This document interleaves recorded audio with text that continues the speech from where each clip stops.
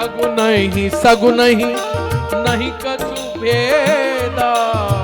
सगुण नहीं अगुण नहीं, नहीं कुछ भेदा।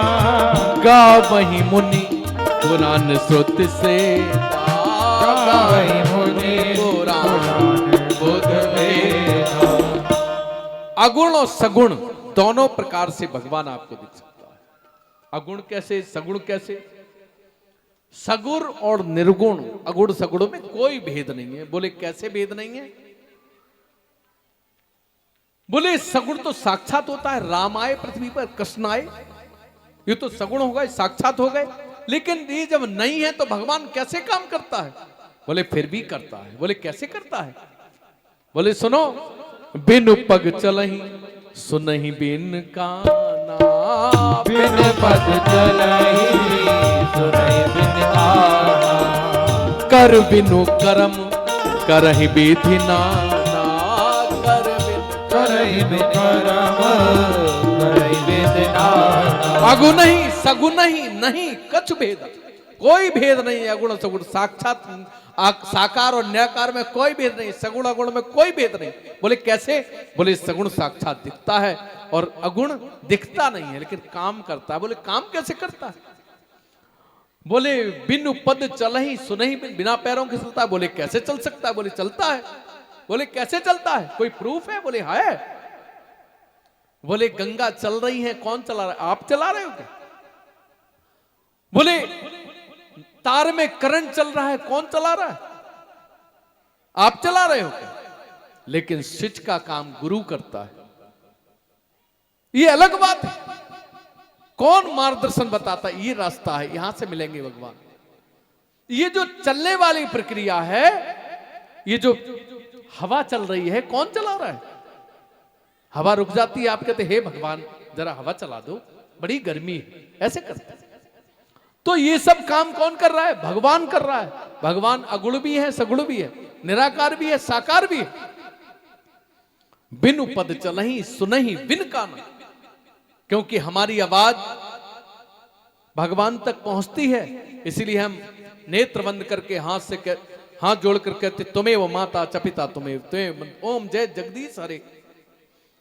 ये क्यों करते हैं ये सब? क्योंकि भगवान तक हमारी आवाज पहुंचती है, पक्का पहुंचती है, इसलिए उसका फल भी मिलता है। कोई भी हम काम करते हैं तो उसका समाचार भगवान तक पहुंचता है, अच्छे काम का और बुरे काम का, और वो तराजू में तौलता है, अच्छे काम का अच्छा फल देता है, बुरे काम का बुरा फल देता है। ये भगवान सब गणना रखता है। और कहते हैं आनंद रहित सकल गुण रस भोगे। आनंद रहित सकल रस भोगी। बिनु बानी बक्ता बड़ जोगे। बिनु बानी बक्ता बड़ भोगी। आनंद रहित सकल गुण रस भोगी। जब हम भोग लगाते हैं भगवान से कि तुम्हें ब्रह्मार्पणम ब्रह्म हरवे ब्रह्माग्रह ब्रह्मावतन मई वतेन मंतव्यम ब्रह्म कर्म स्वाद। हे ब्रह्म, हे भगवान, भोग लगाइए आप। तो क्या भोग लगाते हैं तो आप कहते हो भगवान खाता नहीं है? भगवान खाता है, क्योंकि भगवान ही देखता है आपका भाव कैसा है। भगवान भाव का भूखा है, आपके भोग में आपका भाव कैसा है वो भगवान देखता है। भगवान कहता है भाव का भूखा हूं मैं और भाव ही बस सार है। भाव से मुझको भजे जो उसका वेड़ा पाव है। भाव बिन कुछ भी बुदे में मैं कभी लेता नहीं। भाव से एक फूल भी दे वो मुझे स्वीकार है।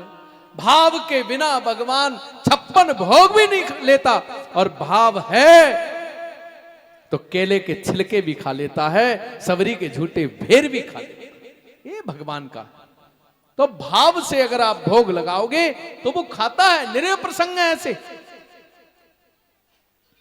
मीराबाई ने भगवान का भोग लगाया, भगवान ने स्वीकार किया, दूध पी लिया भगवान ने।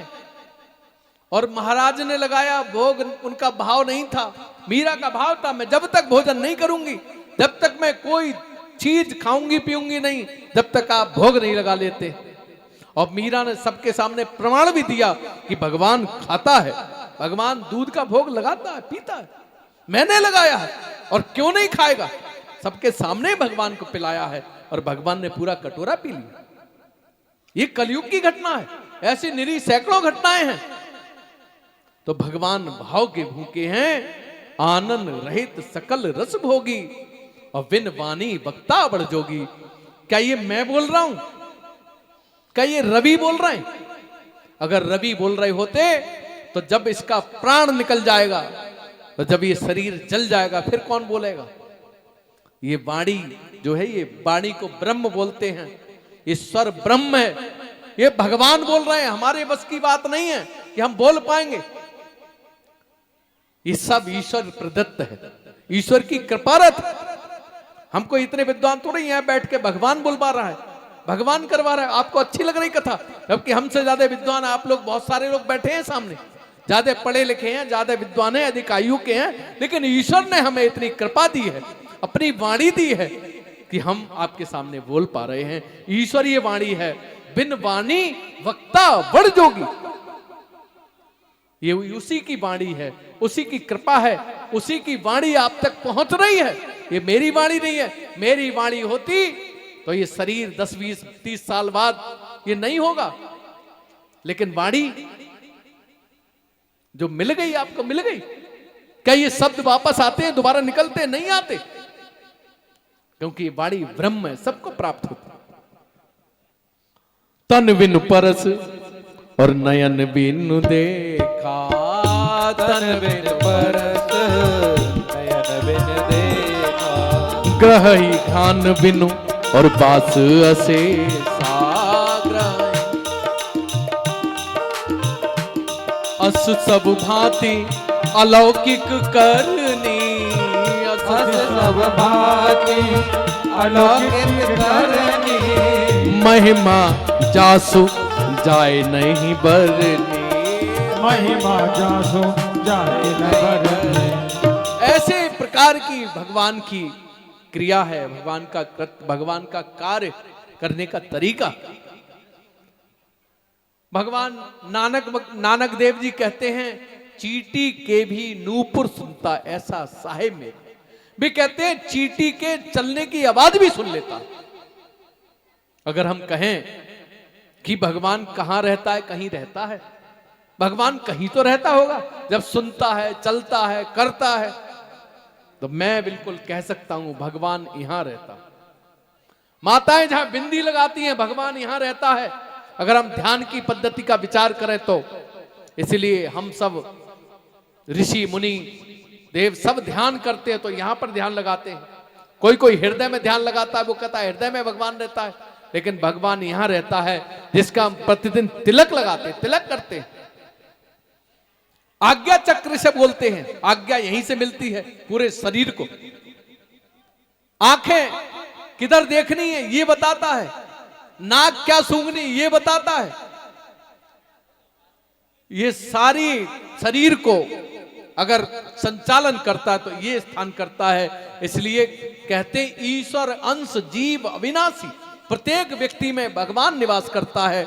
और भगवान निवास करता है कहां है? यहां पर भगवान है जिसका हम तिलक करते हैं, ये भगवान है। और जब भगवान चला जाता है शरीर से, एक आयु पूरी हो जाती है, तो ये क्या हो जाता है? सब हो जाता है, ये मिट्टी हो जाती है, कुछ नहीं रहता है। जब तक भगवान है तब तक हम कुछ भी हैं, और भगवान नहीं है तो हम कुछ भी नहीं। भगवान के बिना कुछ नहीं है। भगवान पशु में भी है, भगवान पक्षी में भी है, भगवान चींटी में भी है, भगवान हाथी में भी है। प्रहलाद ने कहा था ना, भगवान तो खंबे से भी प्रकट हुए हैं। अपने सनातन संस्कृति में तो कण कण में भगवान का वास माना जाता, रोए रोए से भगवान का नाम निकला है, निकलता। ये सनातन की पद्धति प्रक्रिया है। और राम जी की कथा, जिन हरि कथा सुनी नहीं काना, जिन हरि कथा सुनी नहीं काना, श्रवण रंध अहि भवन समाना, श्रवण रंध अहि भवन जिन हरि कथा सुनी नहीं काना, जिनके कानों में ये राम जी की कथा नहीं गई, वो कान कैसे बताते हैं? गोस्वामी जी कहते हैं वे कान सांप के बिल के समान हैं। जिन कानों में ये कथा नहीं गई या जिन्होंने कथा नहीं सुनी, उनके कान बेकार हैं। सांप के बिल जो सांप के ही काम आता, किसी और के काम नहीं आता। यानी हम अपने मतलब की बात ही ध्यान रखते हैं, फिर उस मनुष्य के जीने का क्या रहा? श्रवण रंद अहि भवन समान, वे सांप के भवन के समान हैं। और हैं कौन? ते जड़ जीत जीव निजात्मक घाती, जिन्हीं न रघुपति कथा सुहाती। जिन्हें राम जी की, कैसे राम जी? बहुत सहज सरल, सबको प्रेम करने वाले, सबको हृदय से लगाने वाले, सारे भेदभाव से मुक्त, जिनके मन में कभी कोई ऊंच नीच भेदभाव, छोटे बड़े का भाव नहीं आए, ऐसे राम के की कथा जिन्हें अच्छी नहीं लगती, वे कौन हैं? वे जड़ हैं। वे जीव कैसे हैं? आत्महत्यारे हैं। पृथ्वी पर जन्म तो लिया है उन्होंने, लेकिन वो जीवित मनुष्य नहीं हैं, चलते फिरते सब हैं वो। और जो नहीं करही राम गुण गाना, जो नहीं करही राम गुण गाना, जी हसु दादुर जी समाना। जो नहीं करही राम गुण गाना, जो राम जी के नाम का गुणगान नहीं करते, जो राम का नाम नहीं लेते, उनकी जीभ कैसी है? जैसे मेढक की जीभ होती है, जी हसु दादुर जी समाना।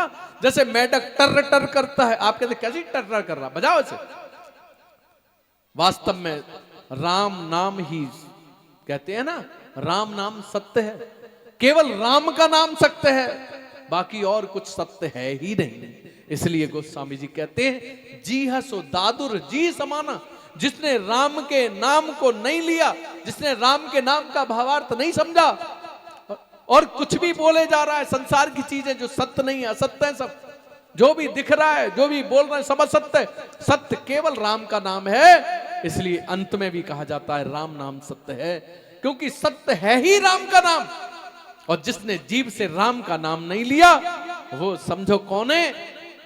बेजड़ जीव निजात्मक घात, वे आत्महत्यारी हैं।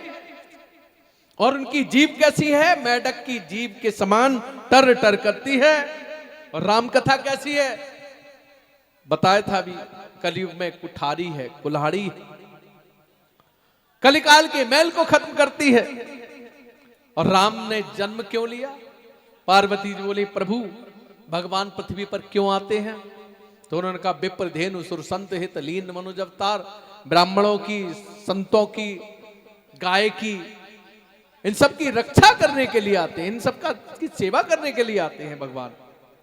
राम जन्म के हेतु अनेका, राम जन्म के हेतु अनेका, परम विचित्र एक तय का, परम विचित्र एक ते एक। राम जी के जन्म के कई कारण थे। ये जो रामचरितमानस गोस्वामी जी ने लिखी है, इसमें कई जन्मों के राम हर त्रेता युग में आते हैं, और कई त्रेता युगों की कथाएं मिलाकर गोस्वामी जी ने कई कथाओं को मिलाकर इस कथा को लिखा है। इसलिए कुछ लोग इस कथा को समझ नहीं पाते। ये कई जन्मों की कथा है। एक जन्म की कथा में गोस्वामी जी कहते हैं द्वारपाल हरि के प्रिय दो, द्वारपाल हरि के प्रिय दो, जय और विजय जान सबको, जय और विजय जान सबको। एक बार की घटना है, जय और विजय हरि के भगवान के दो द्वारपाल थे। उन द्वारपालों ने सनक संदन सनातन सनत कुमार, ये भाई हैं, छोटे छोटे हैं, संत हैं, लेकिन ये कभी बालक ही रहते हैं। ये भगवान से, भगवान विष्णु से मिलने गए। इन द्वारपालों ने, ये भगवान विष्णु के ही शक्ल के द्वारपाल थे, भगवान विष्णु से मिलने गए। उन्होंने कहा कहां जा रहे हैं बालक? और इन्हें कभी भी शयन कक्ष में भी जाने की छूट थी।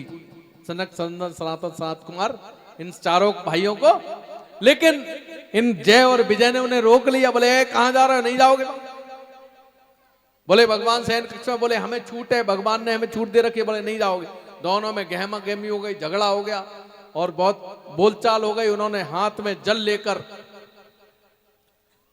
सनत कुमार ने जल लेकर और एकदम श्राप दे दिया, बोले जाओ भगवान के कार्य में, भगवान के काम में, भगवान के भजन में, भगवान की कथा में, भगवान के सुमिरन में, भगवान के ध्यान में, भगवान से रिलेटेड किसी भी काम में जो व्यवधान पैदा करता है वो राक्षस होता है। और तुम एक जन्म नहीं 7 जन्म राक्षस बनोगे। दोनों घबरा गए, कांप गए। भगवान ने अंदर से सुना क्या झंझट है। भगवान ने कहा क्रोध वाली बातें हो रही हैं। भगवान समझ गए ये ऋषिगण क्रोध में हैं और क्रोधी व्यक्ति अंदर आएगा तो क्रोध अंदर आ जाएगा, हम पति पत्नी का विवाद खड़ा हो जाएगा। क्योंकि हर चीज के वाइब्रेशन होते हैं, कीटाणु होते हैं। क्रोधी व्यक्ति आपके घर में अंदर आएगा तो समझो क्रोध के वातावरण, क्रोध के कीटाणु आपके घर के अंदर आ गए। इसलिए व्यक्ति कौन आना है, कौन नहीं जाना है, कहां तक जाना है, इसका ध्यान रखिए। आगे कथा में आप सुनेंगे इसे। तो उन्होंने अंदर नहीं आने दिया और बाहर आ गए, बैकुंठ से बाहर आ गए। उन्होंने कहा क्या हुआ। बोले इन्होंने हमें श्राप दे दिया है, ऐसे ऐसे बात थी। बोले वो तो ठीक है, लेकिन तुमने भी क्रोध किया। दोनों क्रोध के कारण बड़ी घटना घटित हो गई। और इस श्राप के कारण भगवान ने हाथ जोड़कर क्षमा मांगी, किसी को दे दो, बांटते रहेंगे। बैठो बच्चे इधर, सुनो अभी मत बांटो, इधर लाओ, यहां रख लो। कथा में व्यवधान क्यों करते हो बीच में, बाद में देना, कथा चल रही है।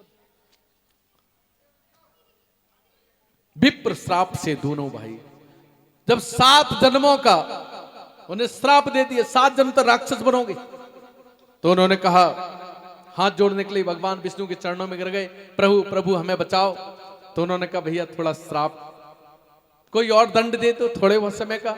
उन्होंने कहा हम 7 जन्म आपसे दूर नहीं रह पाएंगे, हमें क्षमा करो, हमारी गलती हो गई। दोनों जय और विजय ने दोनों ने बहुत क्षमा मांगी, प्रार्थना की। भगवान ने हाथ जोड़कर कहा ऋषियों से कुछ इसमें श्राप में परिवर्तन कर दो। बोले श्राप तो अब श्राप ही होता है, परिवर्तन इतना परिवर्तन हो सकता है अगर ये आपसे विद्रोह करें, आपसे दुश्मनी करें तो 3 जन्मों में मुक्त हो सकते हैं, बस इतना हो सकता है। तो वो जय और विजय बोले हम कुछ भी करने को तैयार है, हमें बस भगवान से ज्यादा दिन तक दूर रहने की आदत नहीं है, हम ज्यादा दिन तक दूर नहीं रह पाएंगे, हमें तो भगवान के दर्शन निरंतर चाहिए, प्रतिदिन चाहिए। तो बोले ठीक है, 3 जन्मों का द्रोह उन्होंने स्वीकार किया और इसी कारण से विप्र श्राप ते दोनों भाई तामस असुर देह तिन पाई। इन 3 जन्मों के कारण भगवान को 4 जन्म लेने पड़े। भगवान सतयुग में हिरण्याकश्यपु और हिरण्याक्ष बने और भगवान और ये त्रेता में रावण कुंभकर्ण बने, द्वापर में शिशुपाल और दंतवक्र। ऐसे ये 3 जन्म लिए दोनों ने और भगवान को 4 जन्म लेने पड़े। इन सब के लिए भगवान ने सतयुग में नृसिंह अवतार लिया, नृसिंह अवतार लेकर और हिरण्याकश्यपु का वध किया। और भगवान ने वराह अवतार लेकर हिरण्याक्ष का वध किया और राम अवतार लेकर त्रेता में कुंभकर्ण और रावण का वध किया, मुक्त किया उन्हें। और कृष्ण अवतार लेकर द्वापर में